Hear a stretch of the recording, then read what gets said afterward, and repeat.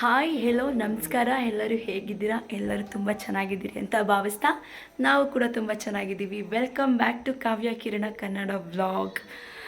ಇವತ್ತು ನಾನು ಬೆಳಗ್ಗೆನೇ ವ್ಲಾಗ್ನ ಸ್ಟಾರ್ಟ್ ಮಾಡಿದ್ದೀನಿ. ಇವತ್ತು ನಾವು ಬೆಂಗಳೂರಿಗೆ ಹೋಗ್ತಿದ್ದೀವಿ. ಇವತ್ತು ಫ್ರೈಡೇ. ನಮ್ಮ ಮನೆಯವ್ರಿಗೆ ಹುಷಾರಿಲ್ದೋರ ಕಾರಣ ನಮ್ಮ ಚಿಕ್ಕಮ್ಮ ಏನೋ ಹರಿಸ್ಕೊಂಡಿದ್ರಂತೆ, ಹಾಗಾಗಿ ಪೂಜೆ ಮಾಡ್ಸೋಕ್ಕೋಸ್ಕರ ನಾವು ಇವತ್ತು ಬೆಂಗಳೂರಿಗೆ ಹೋಗ್ತಿದ್ದೀವಿ. ಅಪ್ಪ ಮಗಳು ಕೆಳಗಡೆ ಇದ್ದಾರೆ, ನಾವು ಇವಾಗ ಹೊರಟಿದ್ದೀವಿ. ಇವಳು ಬಂದು ಇಲ್ಲಿ ತಿಂತಾ ಕೂತವಳೆ.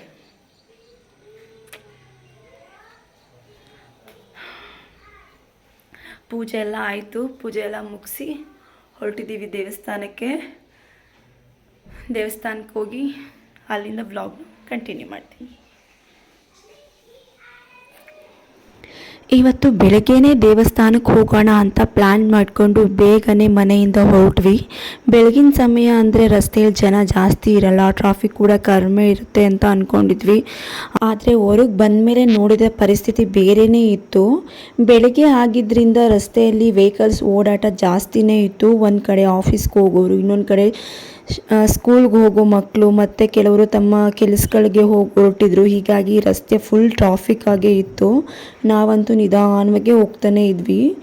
ಮಾರ್ನಿಂಗ್ ಆಗಿರೋದ್ರಿಂದ ವಾತಾವರಣನೂ ತುಂಬ ಚೆನ್ನಾಗಿತ್ತು. ರಸ್ತೆ ಬದಿಯಲ್ಲಿ ಅಂಗಡಿಗಳು ಒಂದೊಂದಾಗಿ ತೆರೆಯೋದು, ಜನರು ತಮ್ಮ ದಿನಚರಿಯನ್ನು ಶುರು ಮಾಡೋ ದೃಶ್ಯ ಇವೆಲ್ಲ ನೋಡ್ತಾ ಪ್ರಯಾಣ ಮಾಡೋದೇ ಒಂಥರ ಖುಷಿ. ಟ್ರಾಫಿಕ್ ಸ್ವಲ್ಪ ಜಾಸ್ತಿ ಇದ್ರೂ ದೇವಸ್ಥಾನಕ್ಕೆ ಹೋಗ್ತಿದ್ದೀವಿ ಅನ್ನೋ ಖುಷಿಯಿಂದ ಅಷ್ಟೊಂದು ಏನು ಬೇಸರ ಅನಿಸ್ಲಿಲ್ಲ. ಮಧ್ಯದಲ್ಲಿ ಟ್ರಾಫಿಕ್ನಿಂದ ಸ್ವಲ್ಪ ಸಮಯ ಜಾಸ್ತಿನೇ ಆಯಿತು. ಆದರೂ ದೇವಸ್ಥಾನಕ್ಕೆ ಹೋದ್ಮೇಲೆ ಸಿಗೋ ನೆಮ್ಮದಿ ನೆನೆಸ್ಕೊಂಡ್ರೆ ಆರಾಮಾಗಿ ಮುಂದೆ ಸಾಗ್ತಾ ಇದ್ವಿ. ದೇವಸ್ಥಾನಕ್ಕೆ ಹೋಗೋ ಪ್ರಯಾಣ ಅಂದರೆ ಕೇವಲ ಒಂದು ಜಾಗದಿಂದ ಇನ್ನೊಂದು ಜಾಗಕ್ಕೆ ಹೋಗೋದು ಮಾತ್ರ ಅಲ್ಲ, ದಾರಿಲಿ ಸಿಗೋ ಅನುಭವಗಳು, ಬೆಳಗಿನ ವಾತಾವರಣ, ಕುಟುಂಬದ ಜೊತೆ ಕಳೆಯೋ ಸಮಯ ಇವೆಲ್ಲ ಸೇರಿ ಆ ಪ್ರಯಾಣನ ಇನ್ನಷ್ಟು ವಿಶೇಷವಾಗಿಸ್ತದೆ.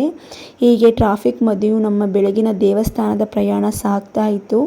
ಇನ್ನೇನು ದೇವಸ್ಥಾನ ಹತ್ರ ಬಂದೇ ಬಿಡ್ತೀವಿ. ದೇವರ ದರ್ಶನ ಪಡೆದು ಮನಸ್ಸಿಗೆ ಸ್ವಲ್ಪ ನೆಮ್ಮದಿ ಸಿಗಲಿ ಅನ್ನೋ ಆಸೆಯಿಂದ ದೇವಸ್ಥಾನ ಕಡೆಗೆ ನಮ್ಮ ಪ್ರಯಾಣನ ಮುಂದುವರಿಸ್ತೀವಿ. ಟ್ರಾವೆಲ್ ಮಾಡಬೇಕಾದ್ರೆ ಅದರಲ್ಲೂ ಮಕ್ಕಳಿದ್ರಂತೂ ಅವ್ರ ಜೊತೆ ಮಾತಾಡಿಕೊಂಡು ಅವ್ರ ಮಾತು, ಅವ್ರ ತರಲೆ, ಅವ್ರ ತುಂಟಾಟ ಎಲ್ಲ ಕೇಳ್ಕೊಂಡು ಹೋದರೆ ಅದು ಟ್ರಾವೆಲ್ ಬೇಸರನೇ ಅಂತ ಅನಿಸಲ್ಲ, ಏನೋ ಒಂಥರ ಖುಷಿ. ಅದೇ ಥರ ನನ್ನ ಮಗಳು ಕೂಡ ತರಲೆ, ಎಷ್ಟು ಚೆನ್ನಾಗಿ ಮಾತಾಡ್ತಾಳೆ. ಅವಳಿಗೆ ಇವಾಗ 2.5 ವರ್ಷ ಆದರೂ ಎಷ್ಟು ಚೆನ್ನಾಗಿ ಮಾತಾಡ್ತಾಳೆ ಅಂದರೆ ಅವಳ ಮಾತನ್ನು ಕೇಳೋಕ್ಕೆ ಒಂಥರ ಖುಷಿ.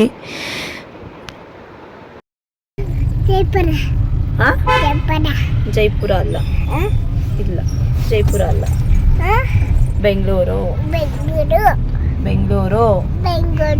ಬೆಂಗಳೂರಿಗೆ ಯಾಕೆ ಬಂದೆ?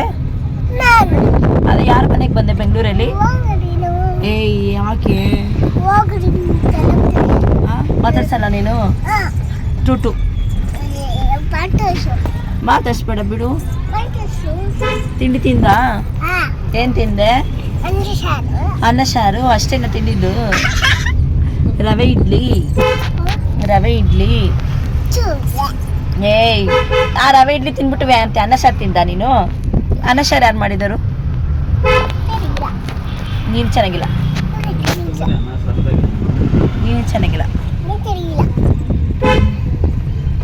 ಅನ್ನ ಸಾರು ಅಂತೆ, ಅನ್ನ ಸಾರು. ಪಾಪು ಜೊತೆ ಮಾತಾಡಿಕೊಂಡು ಚಿಕ್ಕಮ್ಮನ ಮನೆಗೆ ಬಂದಿದ್ದೇ ಗೊತ್ತಾಗಿಲ್ಲ.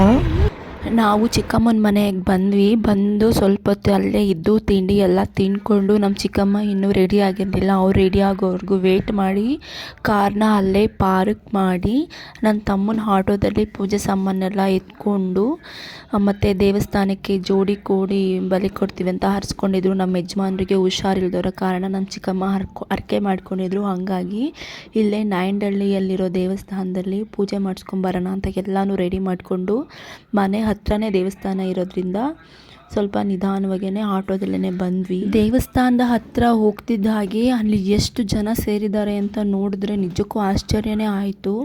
ದೇವಸ್ಥಾನದಲ್ಲಿ ಫುಲ್ಲು ರಶ್ ಇತ್ತು. ಶುಕ್ರವಾರ ಆಗಿದ್ದರಿಂದ ಸಿಕ್ಕಾಪಟ್ಟೆ ಜನ ಇದ್ದು ಎಲ್ಲರೂ ತಾಯಿ ದರ್ಶನ ಪಡಿಬೇಕು ಅನ್ನೋ ಭಕ್ತಿಯಿಂದ ಸಾಲಲ್ಲೇ ನಿಂತಿದ್ರು. ನಾವು ಕೂಡ ನಿಧಾನವಾಗಿ ಸಾಲಲ್ಲೇ ನಿಂತು ತಾಯಿಯ ದರ್ಶನಕ್ಕಾಗಿ ಕಾಯ್ತಾ ಇದ್ವಿ. ಜನ ಜಾಸ್ತಿ ಇದ್ದರು. ದೇವಸ್ಥಾನದ ವಾತಾವರಣದಲ್ಲಿ ಒಂದು ರೀತಿ ರೀತಿಯ ಪಾಸಿಟಿವ್ ವೈಬ್ ಅಂತಲೇ ಇತ್ತು. ಸುತ್ತಲೂ ಭಕ್ತರ ಓಡಾಟ, ದೇವರ ನಾಮಸ್ಮರಣೆ, ಪೂಜೆಯ ವಾತಾವರಣ ಎಲ್ಲವೂ ಮನಸ್ಸಿಗೆ ತುಂಬಾ ಚೆನ್ನಾಗಿತ್ತು. ಇನ್ನೊಂದು ವಿಶೇಷ ಏನಂದರೆ, ಇದೇ ಮೊದಲ ಬಾರಿಗೆ ನಾವು ತಾಯಿಯ ದರ್ಶನ ಪಡೆದಿದ್ದು. ಫಸ್ಟ್ ಟೈಮ್ ನಾವು ಆ ದೇವಸ್ಥಾನಕ್ಕೆ ಬಂದಿದ್ದು. ತುಂಬಾ ಚೆನ್ನಾಗಿತ್ತು ದೇವಸ್ಥಾನ. ಚಿಕ್ಕದಾಗಿದ್ದರೂ ಎಷ್ಟು ನೀಟಾಗಿ ಎಷ್ಟು ಅದ್ಭುತವಾಗಿ ದೇವರಿಗೆ ಅಲಂಕಾರ ಮಾಡಿದರು ಅಂದರೆ ಹೇಳೋಕ್ಕೆ ಆಗಲ್ಲ. ಮೂರ್ತಿ ಚಿಕ್ಕದಾದರೂ ಕೀರ್ತಿ ದೊಡ್ಡದು ಅನ್ನೋ ಹಾಗೆ ದೇವಸ್ಥಾನ ಚಿಕ್ಕದಾಗಿದ್ದರೂ, ದೇವರ ಮೂರ್ತಿ ಚಿಕ್ಕದಾಗಿದ್ದರೂ ಎಷ್ಟು ಚೆನ್ನಾಗಿ ಅಲಂಕಾರ ಮಾಡಿದರು ಅಂದರೆ, ನಾವು ದೇವರ ದರ್ಶನಕ್ಕೆ ನಿಂತಿದ್ವಿ. ನನ್ನ ತಮ್ಮ ಹೊರಗಡೆನೇ ದೇವರಿಗೆ ಕೋಳಿನ ಒಪ್ಪಿಸ್ತಿದ್ರು. ಹಾಗಾಗಿ ನಾವು ದೇವರ ದರ್ಶನಕ್ಕೆ ನಿಂತ್ಕೊಂಡ್ವಿ. ನನ್ನ ತಮ್ಮ ಕೋಳಿನ ಒಪ್ಪಿಸ್ಕೊತಿದ್ದ. ಈ ದೇವಸ್ಥಾನ ಬಂದು ನಾಯಂಡಹಳ್ಳಿಯಲ್ಲಿರೋದು, ಸೊಲ್ಲಾಪುರದಮ್ಮ ದೇವಸ್ಥಾನ. ನಾವು ಇದೇ ಫಸ್ಟ್ ಟೈಮ್ ದೇವಸ್ಥಾನಕ್ಕೆ ಬಂದಿದ್ದು. ತಾಯಿಗಂತೂ ಎಷ್ಟು ಚೆನ್ನಾಗಿ ಅಲಂಕಾರ ಮಾಡಿದರು ಅಂದರೆ ಹೇಳೋದೇ ಬೇಡ. ತುಂಬಾ ಸುಂದರವಾಗಿ ಅಲಂಕಾರ ಮಾಡಿದರು. ಹೂಗಳಿಂದ, ಆಭರಣಗಳಿಂದ ತಾಯಿಯನ್ನು ತುಂಬ ಚೆನ್ನಾಗಿ ಅಲಂಕಾರ ಮಾಡಿದರು. ತಾಯಿಯ ಆ ದಿವ್ಯ ರೂಪವನ್ನು ನೋಡ್ತಾ ಇದ್ದರೆ ಕಣ್ತುಂಬ ಬಂತು. ಅಷ್ಟು ಅದ್ಭುತವಾಗಿ ಮಾಡಿದ್ದು. ಮೊದಲನೇ ಬಾರಿಗೆ ತಾಯಿ ದರ್ಶನ ಆದ್ರೂ ಕೂಡ ಎಷ್ಟು ಸುಂದರವಾಗಿ ಅಲಂಕಾರ ನೋಡಿದ್ದು ನಮ್ಮ ಮೊದಲ ಪಾಲಿಗೆ ನಿಜಕ್ಕೂ ಒಂದು ಮರೆಯಲಾಗದ ಅನುಭವ ಅಂತಲೇ ಹೇಳ್ಬೋದು. ದೇವಸ್ಥಾನದಲ್ಲಿ ಎಷ್ಟು ರಶ್ ಇದ್ರೂ ತಾಯಿಯ ದರ್ಶನ ಪಡೆದ ನಂತರ ಎಲ್ಲ ಆಯಾಸ, ಟ್ರಾಫಿಕ್, ಕಾಯುವಿಕೆ ಎಲ್ಲವೂ ಮರೆತೇ ಹೋಯಿತು. ತಾಯಿಯ ದರ್ಶನ ಪಡೆದ ಆ ಒಂದು ಕ್ಷಣ ನಮ್ಮ ಇಡೀ ಪ್ರಯಾಣಕ್ಕೆ ಸಾರ್ಥಕತೆ ಕೊಟ್ಟಂತಾಯಿತು. ಇವತ್ತಿನ ಈ ದೇವಾಲಯದ ಭೇಟಿ ನಮ್ಮ ಮನಸ್ಸಿನಲ್ಲಿ ಸದಾ ನೆನಪಾಗಿ ಉಳಿಯುತ್ತೆ.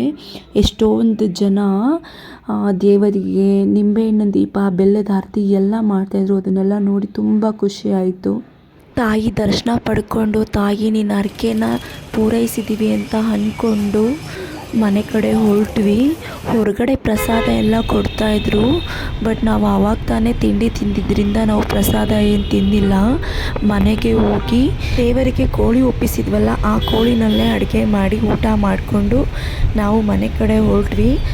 ಅಡುಗೆ ಮಾಡಿದ್ದು, ಊಟ ಮಾಡಿದ್ದು ಯಾವುದು ಕ್ಲಿಪ್ಪಿಂಗ್ ಏನು ಈಗ ಯೂಟ್ಯೂಬ್ ಸ್ಟಾರ್ಟ್ ಮಾಡೋದ್ರಿಂದ ಎಲ್ಲನೂ ವೀಡಿಯೋ ಮಾಡ್ಕೊಳ್ಳೋಕ್ಕೆ ನನಗೆ ಸ್ವಲ್ಪ ಮುಜುಗರ ಅನಿಸ್ತಿತ್ತು. ಹಾಗಾಗಿ ಯಾವುದು ಕ್ಲಿಪ್ಪಿಂಗ್ ಏನು ತೊಗೊಂಡಿಲ್ಲ. ನಾವು ಸಂಜೆ ಆಯಿತು ನಾವು ಮನೆ ಕಡೆ ಹೊರಟೋ ಅಷ್ಟರಲ್ಲಿ ಮಳೆ ಬೇರೆ ಬರ್ತಿತ್ತು. ಹಾಗಾಗಿ ಸ್ವಲ್ಪ ನಾವು ಬೇಗನೆ ಹೊರಟ್ವಿ. ಇದಾಗಿತ್ತು ನನ್ನ ಈ ದಿನದ ವ್ಲಾಗ್. ಈ ವ್ಲಾಗ್ ನಿಮಗೆ ಇಷ್ಟ ಆದರೆ ಲೈಕ್ ಮಾಡಿ, ಶೇರ್ ಮಾಡಿ, ಕಮೆಂಟ್ ಮಾಡಿ. ನನ್ನ ಚಾನಲ್ನ ಸಬ್ಸ್ಕ್ರೈಬ್ ಮಾಡಿಕೊಂಡು ಸಪೋರ್ಟ್ ಮಾಡಿ. Thank you all. ಬಾಯ್. ನಾವು ದೇವಸ್ಥಾನದಿಂದ ಹೀಗಷ್ಟೇ ಜಸ್ಟ್ ಮನೆಗೆ ಬಂದ್ವಿ. 8 ಗಂಟೆ ಆಗಿದೆ.